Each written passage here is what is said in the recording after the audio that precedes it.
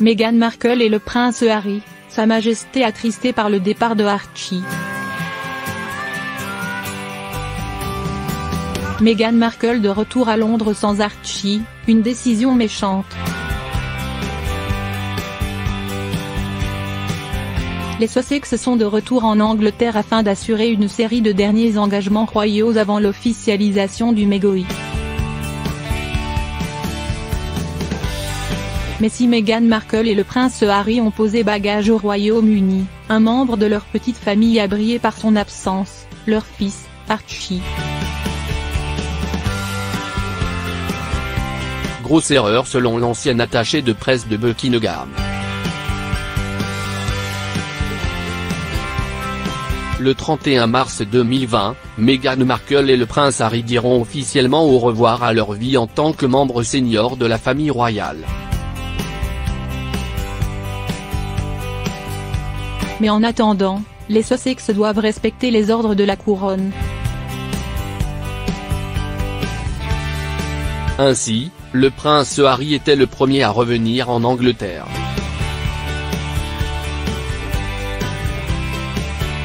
Ce dimanche 1er mars, le duc avait même été convoqué à Buckingham par sa grand-mère, seule.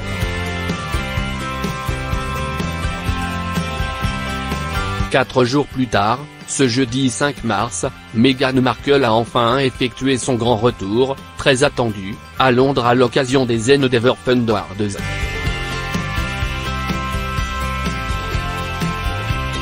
La famille des Sussex n'était toutefois pas au grand complet, puisque les jeunes parents se sont rendus à Mansion House, main dans la main, sans leur petit Archie. Estimant que le couple n'avait aucune excuse de revenir au Royaume-Uni sans le bambin, qui fêtera son premier anniversaire au mois de mai 2020, Dickie Arbiter, attaché de presse de Sa Majesté Elisabeth II de 1988 à 2000, a fait part de sa colère au Daily Mail.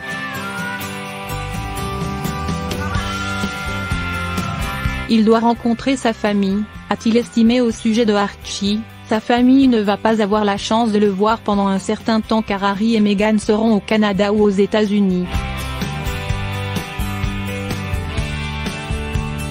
Pour Dickie Arbiter, cette décision est un nouvel affront au clan Windsor Mountbatten. C'est méchant, c'est aussi inconsidéré, et la reine va avoir 94 ans en avril, elle ne sera pas avec nous pendant encore très longtemps, a constaté l'ex-attaché de presse de Buckingham. Il garde également le prince Philippe à l'esprit, lui qui, le 21 juin 2020, fêtera son 99e anniversaire. Il était à l'hôpital à Noël, il avait l'air assez fragile quand il est sorti et il est à Sandringham, personne ne l'a vu et il est fragile, déplore Dickie Arbiter. À ses yeux, Meghan Markle prend les devants sur tout tandis que le prince Harry la suit. Sa Majesté attristée par le départ de Archie. Ici, Dickie Arbiter fait écho aux inquiétudes et à la tristesse de Sa Majesté Elisabeth II. En effet, lorsque le prince Harry était encore au Royaume-Uni, prêt toutefois à rejoindre rapidement son épouse qui s'était isolée au Canada avec leur fiston, une source proche de la monarque de 93 ans avait confié qu'elle était très triste d'avoir à peine vu Archie avant son départ.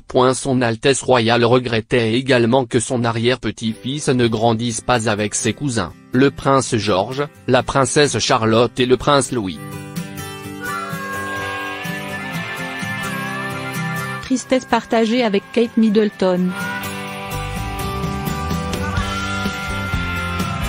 Consciente des tensions entre elle, son mari le prince William et les Sussex, la duchesse de Cambridge souhaitait faire un pas en avant en encourageant ses enfants à passer plus de temps avec le petit Archie, comme l'avait révélé un informateur à Us Weekly. Le mégoï lui aura coupé l'herbe sous le pied.